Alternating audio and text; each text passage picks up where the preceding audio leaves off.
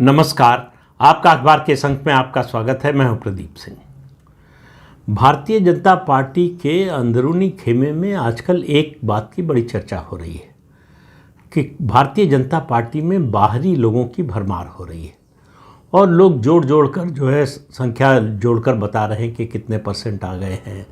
कोई 50% बता रहा है, कोई 60%, कोई 70%। इस तरह की संख्या प्रतिशत बताने की कोशिश हो रही है और इसके पीछे जो उद्देश्य है कहने का वो ये है कि स्वयंसेवकों की पूछ कम हो रही है। राष्ट्रीय स्वयंसेवक संघ से जो जुड़े हुए लोग हैं उन पर वरीयता दी जा रही है बाहर से आने वाले लोगों को। अब देखिए, पार्टी का विस्तार अगर आप देखें 2014 से 2026 इन 12 सालों में जितना हुआ है, 1951 से 2014 के बीच में उतना बड़ा नहीं हुआ, चाहे आप सामाजिक विस्तार देखिए चाहे भौगोलिक। तो भारतीय जनता पार्टी इस समय जो मुझे दिखाई दे रहा है वो कॉरपोरेट कल्चर के हिसाब से काम कर रही है।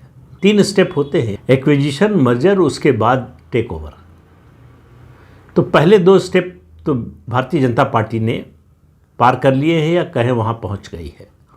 और कॉरपोरेट जगत में जो टेक ओवर कई बार होस्टाइल टेक ओवर भी होता है, यानी जो कंपनी अपने को बेचना नहीं चाहती या अब नहीं चाहती कि दूसरी कंपनी के साथ उसका संबंध हो, उसको जो है बाज़ार में होस्टाइल तरीके से, आक्रामक तरीके से खरीदने की कोशिश होती है। दुनिया भर में जो कॉरपोरेट्स हैं उनमें आपको ये कल्चर देखने को मिलेगा।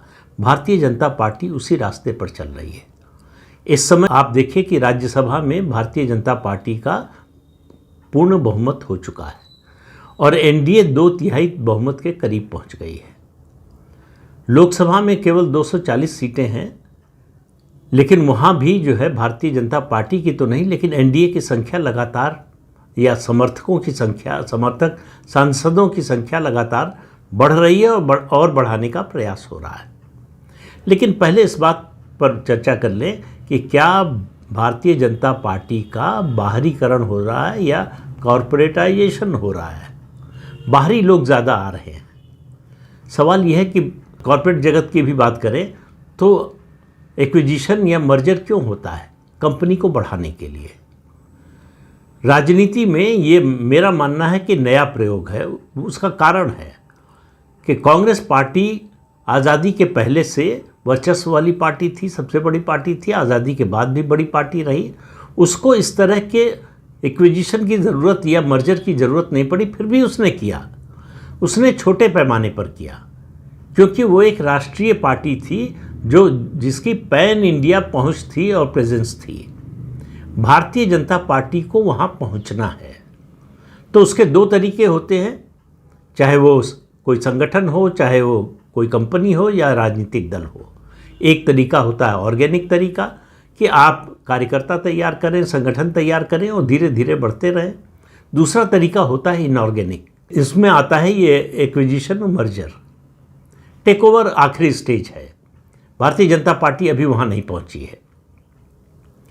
तो एक्विजिशन और मर्जर ये पार्टियों में लगातार चलता रहता है, क्योंकि भारतीय जनता पार्टी इस समय सबसे बड़ी पार्टी हो गई है देश की, इसलिए वो जो भी करती है वो ज़्यादा दिखाई देता है।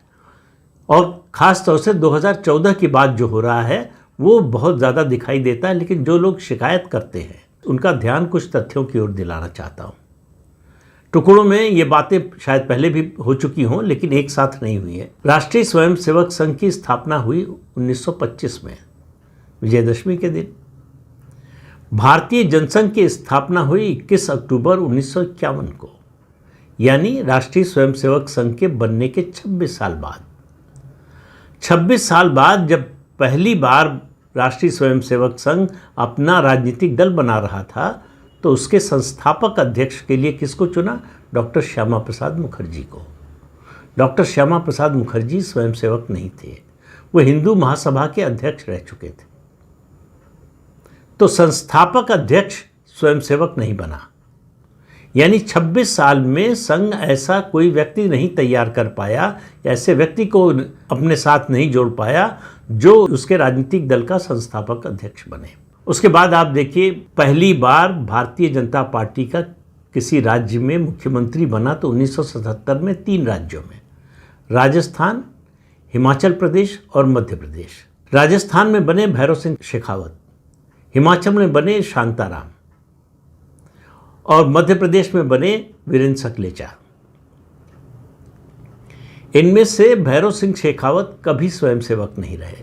तो राजस्थान में पहली सरकार और पहला मुख्यमंत्री जो भाजपा का बना, उस समय जनता पार्टी में थे वो, भाजपा नाम नहीं था, भाजपा तो 1980 में गठन हुआ है उसका। लेकिन ये 3 राज्य भाजपा के या जनसंघ के कह लें, जनसंघ का विलय हुआ था जनता पार्टी में, उसके कोटे में आए थे। उसके बाद राजस्थान में भाजपा की दूसरी मुख्यमंत्री बनी वसुंधरा राजे सिंधिया। वो भी राष्ट्रीय स्वयंसेवक संघ से जुड़ी हुई नहीं थी। ये अलग बात है कि उनकी माँ राजमाता विजय राजे सिंधिया जनसंघ से जुड़ी हुई थी। जनसंघ और संघ के नेताओं से उनके करीबी संबंध थे। उन्होंने एक तरह से जनसंघ को खड़ा करने में, उसको संसाधन मुहैया कराने में बहुत बड़ी भूमिका निभाई थी। इसलिए भाजपा और जनसंघ के नेताओं के मन में उनके लिए बड़ा सम्मान था। लेकिन वो स्वयंसेवक नहीं थी या संघ से जुड़ी हुई नहीं थी। अब उसके बाद की बात कीजिए। उसके बाद जो है अटल जी की सरकार के समय 3 नए राज्य बने, झारखंड, उत्तराखंड और छत्तीसगढ़। छत्तीसगढ़ में पहला मुख्यमंत्री कांग्रेस का बना, अजीत जोगी बने। उसके बाद रमन सिंह बने जो राष्ट्रीय स्वयंसेवक संघ से थे। लेकिन उत्तराखंड में कौन बना? नित्यानंद स्वामी, जो बाहर से आए हुए थे। वो जनसंघ में भी नहीं थे जहाँ तक मुझे अगर ठीक याद है, और राष्ट्रीय स्वयंसेवक संघ से तो उनका कोई नाता था ही नहीं। पहला मुख्यमंत्री नए राज्य के लिए बनाया भारतीय जनता पार्टी ने ऐसे व्यक्ति को जो स्वयंसेवक नहीं था। ऐसा नहीं है कि उत्तराखंड में विकल्प नहीं था, विकल्प होते हुए भी नहीं बनाया क्योंकि उन लोगों के आपस में झगड़े थे, ऐसा कहा गया। तीसरा राज्य झारखंड, वहाँ भाजपा का जो पहला मुख्यमंत्री बने वो बाबूलाल मरांडी, वो राष्ट्रीय स्वयंसेवक संघ से थे। लेकिन उसके बाद 2 और मुख्यमंत्री भाजपा के बने, पहले अर्जुन मुंडा और उसके बाद रघुवर दास। अर्जुन मुंडा शिबू सोरेन के शिष्य थे, झारखंड मुक्ति मोर्चा से आए थे। उनका न तो जनसंघ से कोई लेना देना था, न उनका राष्ट्रीय स्वयंसेवक संघ से, लेकिन भाजपा ने उनको मुख्यमंत्री बनाया। तीसरे मुख्यमंत्री बने रघुवर दास, जो ट्रेड यूनियन से भारतीय जनता पार्टी में आए थे। उनका भी राष्ट्रीय स्वयंसेवक संघ से दूर दूर तक कोई लेना देना नहीं था। मध्य प्रदेश में मुख्यमंत्री बनी उमा भारती, हिंदुत्व का चेहरा थी, अयोध्या आंदोलन में अग्रणी भूमिका थी उनकी, हिंदुत्व के बड़े चेहरे के रूप में उनकी पहचान थी। लेकिन वो राष्ट्रीय स्वयंसेवक संघ से जुड़ी हुई नहीं थी। मतलब औपचारिक जुड़ाव की बात कर रहा हूँ, समर्थन होना, सम्मान करना, वो सब अलग बातें हैं। वो स्वयं सेविका नहीं थी। अटल जी प्रधानमंत्री थे तो उनकी सरकार 2 खंडों में मिलाकर कहें तो 6 साल सरकार चली, और केंद्रीय सरकार में जो सबसे महत्वपूर्ण कमेटी होती है, कैबिनेट कमेटी ऑन सिक्योरिटी, इसमें 2 लोग, एक व्यक्ति जो है वो तो पूरे 6 साल और दूसरे व्यक्ति थोड़ा कम। यशवंत सिन्हा पूरे 6 साल कैबिनेट कमेटी ऑन सिक्योरिटी के सदस्य रहे, पहले वित्त मंत्री के रूप में और फिर विदेश मंत्री के रूप में। उसके अलावा जसवंत सिंह वित्त मंत्री के रूप में, रक्षा मंत्री के रूप में। जब जॉर्ज फर्नांडिस हटे रक्षा मंत्री के पद से तो रक्षा मंत्री बने। दोनों में से कोई स्वयंसेवक नहीं था। जसवंत सिंह 80 में जब भाजपा बनी तब भाजपा में आए, और यशवंत सिन्हा तो 1992 में जब अयोध्या में विवादित ढांचा गिरा तो वो राज्यसभा के सदस्य थे, चंद्रशेखर जी की पार्टी के सदस्य थे, और उन्होंने राष्ट्रीय स्वयंसेवक संघ, विश्व हिंदू परिषद और भाजपा तीनों के खिलाफ जो कुछ जहर उगल सकते थे सब किया। संसद में, संसद का रिकॉर्ड है। भारतीय जनता पार्टी ने न केवल उनको अपनी पहली सरकार, 13 दिन की सरकार को छोड़ दीजिए, पहली जो पूरी सरकार बनी उसमें वित्त मंत्री बनाया, और उसके साथ ही वो सीसीएस के सदस्य बन गए और पूरे 6 साल रहे। कोई किसी ने सवाल नहीं उठाया कि भाई जो स्वयंसेवक नहीं है, पहली सरकार हमारी बनी है केंद्र में, उसमें सीसीएस में ये 2 लोग क्या कर रहे हैं जो स्वयंसेवक नहीं है। जब भारतीय जनता पार्टी की स्थापना हुई अप्रैल 1980 में, तो उसके पहले राष्ट्रीय कोषाध्यक्ष कौन बने? शांति भूषण, जनता पार्टी से आए थे, मशहूर वकील थे, राजनारायण का केस लड़ा था और जनता पार्टी की सरकार में कानून मंत्री थे। और जब विभाजन हुआ, भारतीय जनता पार्टी बनी, तो भारतीय जनता पार्टी में आ गए। पहले कोषाध्यक्ष शांति भूषण थे भारतीय जनता पार्टी के। उनका आरएसएस से कभी कोई लेना देना नहीं रहा। तो ये बातें मैं बता रहा हूँ उस समय की, जब भारतीय जनता पार्टी संगठन और सरकार हर दृष्टि से, और चाहे आप सामाजिक आधार की बात कीजिए, चाहे भौगोलिक आधार की बात कीजिए, बहुत छोटी थी। तब भी उसे एक्विजिशन की ज़रूरत पड़ रही थी, तब भी वो मर्जर की कोशिश कर रही थी। कई राज्यों में छोटे छोटे दलों का मर्जर हुआ भी। होस्टाइल टेकओवर तो छोड़िए, टेकओवर की स्थिति में भी नहीं थी, इतनी ताकत नहीं थी। ताकत अभी भारतीय जनता पार्टी जो मौजूदा दौर है उसमें भी नहीं है उसकी। लेकिन अगला कदम आप देखते रहिए, वही होगा, छोटे दलों का टेक ओवर। और इन छोटे दल जो 1 सांसद, 2 सांसद, 3 सांसद की पार्टियां हैं, उनको अंततः भारतीय जनता पार्टी में शामिल होना पड़ेगा। भारतीय जनता पार्टी को अगर ये तीसरी बार 300 से ज़्यादा सीटें मिल गई होती तो शायद ये सिलसिला शुरू हो जाता। लेकिन फिलहाल जो है, मुझे लगता है ये कार्यक्रम टल गया है। ये कहना कि स्वयंसेवकों की उपेक्षा हो रही है, मुझे लगता है कि ये वास्तविकता को स्वीकार करने से मना करने जैसा है।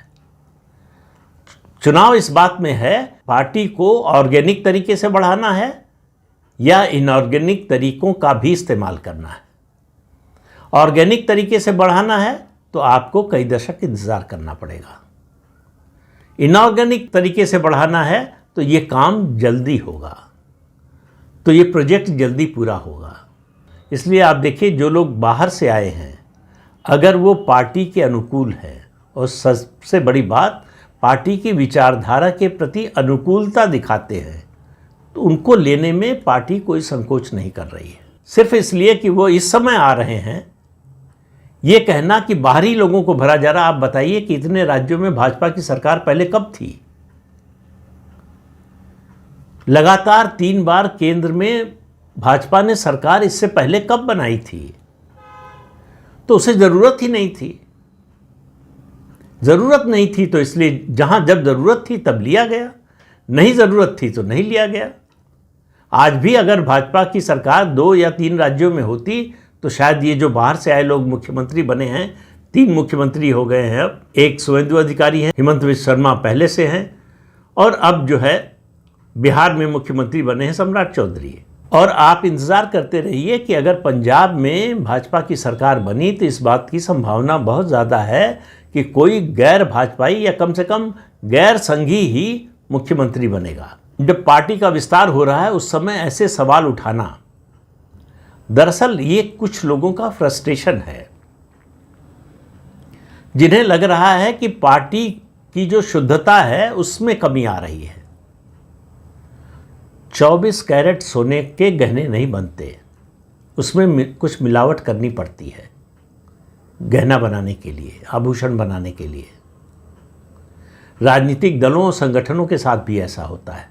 अगर विस्तार करना है तो अपने अपने जो पारिवारिक दायरा है उससे बाहर जाकर जो लोग आपके प्रति सहानुभूति रखते हों या जो आपके साथ चलने को तैयार हों, उसमें ऐसे लोग भी आएंगे जो केवल स्वार्थ के कारण आएंगे। उनको आपकी विचारधारा से, आपकी नीतियों से कोई ज़्यादा लगाव नहीं है। लेकिन वो ऐसे लोग समय के साथ बाहर भी हो जाएंगे, वो ज़्यादा दूर तक साथ नहीं चल सकते। अगर कन्विक्शन नहीं है वो साथ ज़्यादा लंबा चल नहीं सकता, कुछ दूर बाद वो साथ छूट जाएगा।